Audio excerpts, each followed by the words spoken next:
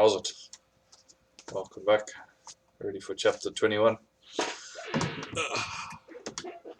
Kettle's boiled. Gonna have some rooibos tea today.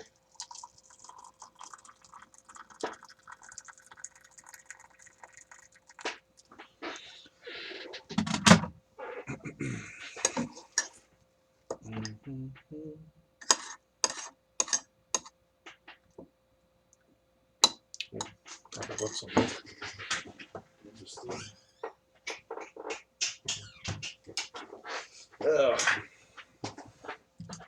I'm out of milk again. I drink a lot of milk.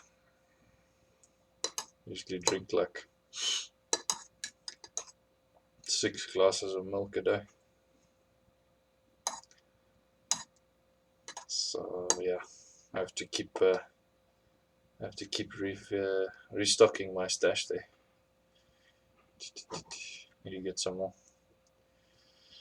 Alright.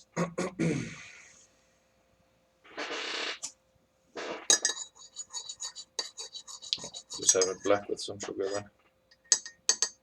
Well, not quite black, but red, because it's rooibos. Cheers.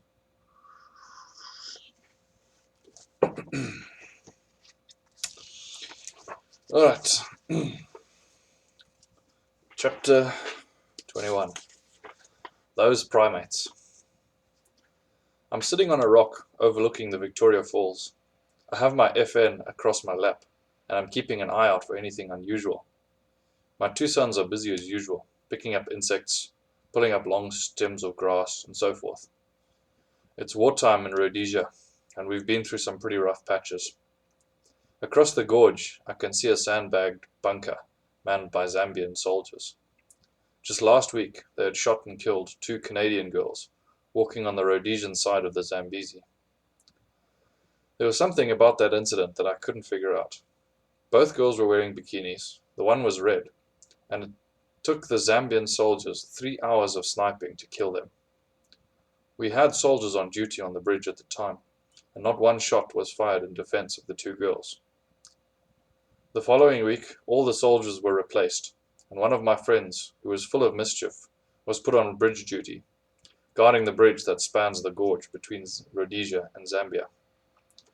His first day on duty, he walked casually up to the white line in the middle of the bridge that divides the 2 countries, and a Zambian soldier did the same.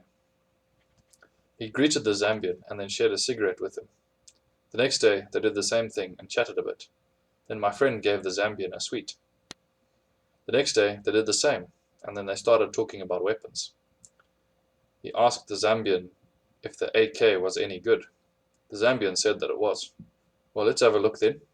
And he held out his hand for the weapon, which the Zambian handed over right away. With a flick of his wrist, he threw the AK over the edge, and everyone from both sides watched as the AK fell into the Zambezi, 111 meters below. Gotcha, said my friend, and turned around and slowly ambled back to the Rhodesian bunker. Sure. That's how you get yourself shot, eh? I thought of that, sitting on the rock. I turn around and watch a train coming over the bridge from Zambia. On top of the train is a whole troop of baboons coming into Rhodesia illegally, but they didn't seem to mind. And I start to smile, thinking of baboons and all the pleasure they have given me over the years. I have a friend, George, who lives in Kasulu, who was as interested in the science of levitation as I am.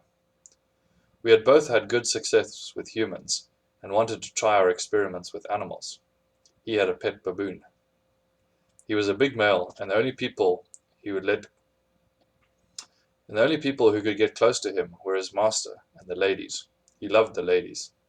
Even if they were dressed like men, he could smell the difference. When the house servant had to clean the baboon's area, he would use a hosepipe and squirt water at the baboon, who would escape up his pole into a small box at the top and stay there until the cleaning was done. George used to bring his baboon a gift every time he went to town and wrap it in a brown paper tied with strings. Sometimes it was a banana, sometimes it was a boiled sweet, but it was always gift wrapped. One day, while I was standing there, George told me that he had run over a small cobra on the road and had wrapped it up. We were both curious to see what the baboon would do. It was really an anticlimax, because the baboon ripped off the string with his teeth, punched his hand into the paper and drew out the snake, immediately fainting dead away. He lay there with his eyes rolled back on his skull. Sorry. He lay there with his eyes rolled back in his skull. So I took the snake and coiled it on his chest. When he finally came around, he opened his eyes and immediately fainted again. It was at this time George asked me why I didn't like baboons. I thought this a strange question, as his baboon used to bite me every chance he had.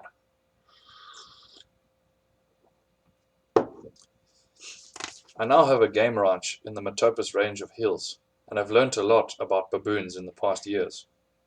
They play a very important role in nature's ecosystem, and the antelope seem to be more at ease when they can hear the bark of a baboon once in a while. It is as though their burglar alarm is on, and they feel safer knowing that someone is going to warn them of coming danger.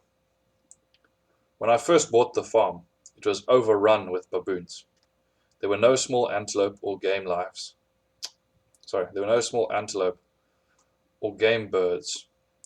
Bird life in general was poor. Zimbabwe had been plagued with drought for many years, and the otherwise vegetarian baboons had become carnivores. You can imagine 200 baboons going through the bush, eating every baby bird it found, and killing and eating the young antelope. I have even seen a 2-month-old impala killed and eaten by a big male baboon. My sons and I took out 300 baboons in a culling exercise. When the leopards realized that a lot of protection in the form of big males was gone from the troops, they also took out as many as we did, not to eat, but just for the sheer joy of killing. We now have a resident troop of 30 baboons that roost on the cliff next to my house.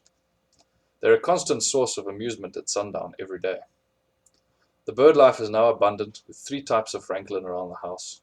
Klipspringers graze on my front lawn, and I see 4 species of small antelope, now where there used to be none. I really enjoy my resident troop now, but it wasn't always like that.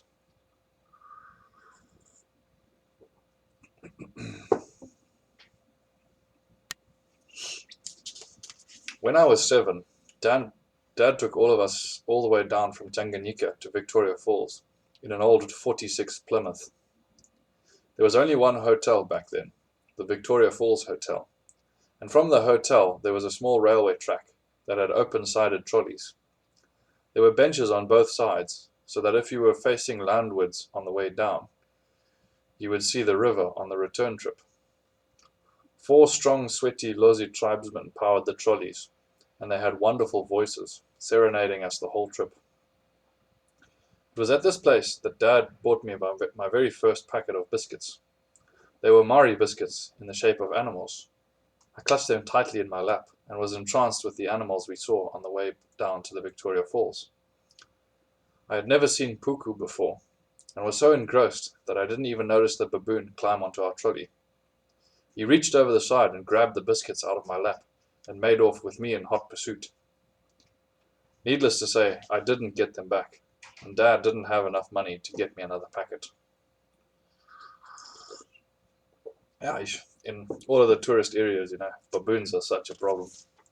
They've learned how to open doors, not even just with a handle, even with a knob. They can turn the knob. They've learned how to open windows. They've learned even how to open fridges, They grab the handle, they lean back until it opens. So like when you go to these areas like Victoria Falls or Wangi or Monopools, then you have to lock everything with a padlock. Otherwise the baboons get in. They'll just sort everything.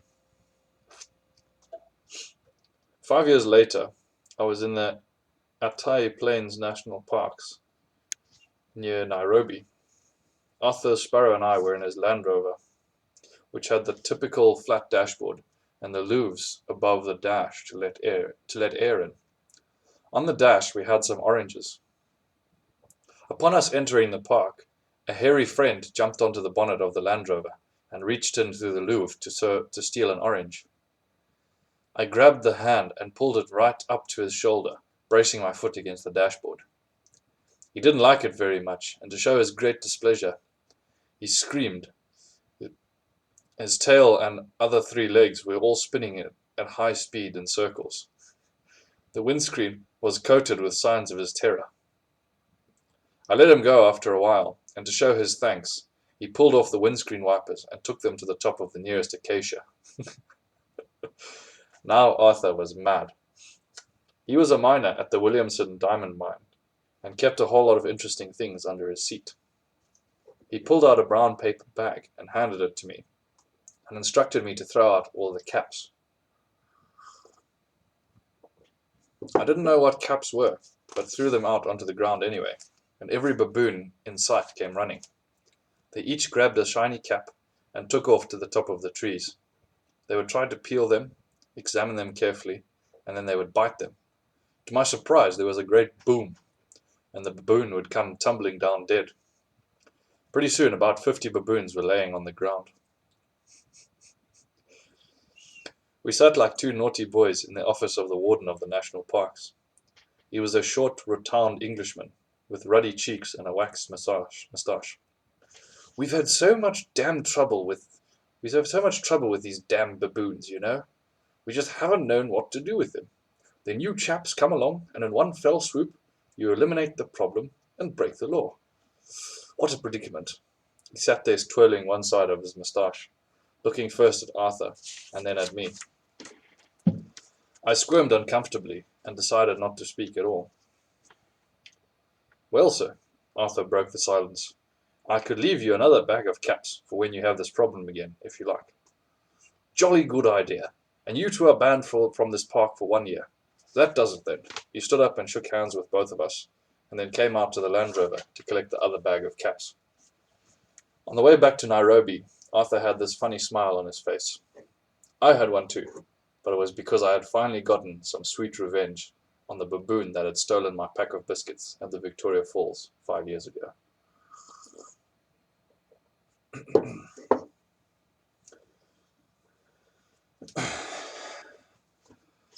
Now, I collected gaboon vipers in Zaire during the year of 1988, and my neighbor had a pet baboon. My sister Patty had sent me one of those sweet tins that rattled a bit when you unscrewed the cap. A large spring covered with spotted material would leap out of the tin, scaring everyone, especially the person who opened it. I would sit on the veranda of the Murmur Hotel every day for about 5 hours, doing business with all the people bringing me snakes and beads. Invariably, they would ask for a gift, and I would give them a tin and tell them to help themselves to one sweet. They would scream and drop their goods and begin to run down the street. Jacques, a madman who took it upon himself to be my sole protector, since I fed him every day, would take this as a cue and also begin to chase the already terrified man. This would frighten them even more than the snake in a box. All in all, it was good entertainment for the onlookers, who consisted of the last lot of customers to have been frightened. After spending a day at the Murmur Hotel, I would go to my lodging and play with the baboon next door. I gave her the tin one day. She immediately opened it, and I was surprised and pleased with how high she levitated. I would say that no one has ever risen to that height. Unfortunately, on the way up, she was directly overhead and emptied both bowel and bladder, leaving me in dire need of a shower. The next day, I gave her the tin again. She took a stick and rolled the tin into her bowl of water and drowned the snake before she opened it. Then she went through the whole performance again, but this time I made sure I wasn't beneath her. The following day, I gave her the tin a third time. She had now had enough of this snake and decided to teach it a lesson. She took a good-sized stone and smashed the tin flat. I've been looking for another one like it ever since.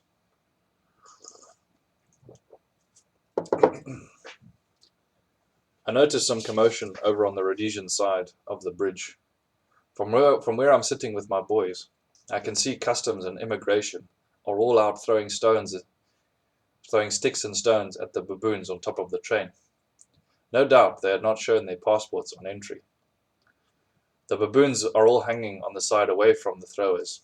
It's obvious today that the smart ones are not the ones in uniform. Ah, yes, baboons. They can be very entertaining, adorable even, especially the babies. And they can be such pests, you know. I've had my fair share of, just observing baboons for the joy of it, and also, exterminating some pests on the farm, on other people's farms. Yeah, like you said, baboons have a role to play, but as soon as they overpopulate an area, especially places where, all their natural predators have been cleared out by man, the natural predators mostly being leopards. Um, and then obviously they're very opportunistic. So farming areas, tourist areas, there's can often be an overpopulation of both baboons and monkeys because there's no natural predators to control the population, and there's an abundance of food. So we often have to go on pest control, culling of baboons and monkeys. Anyway, hope you enjoyed. Have a good night, sleep well, and I'll check you tomorrow. Cheers.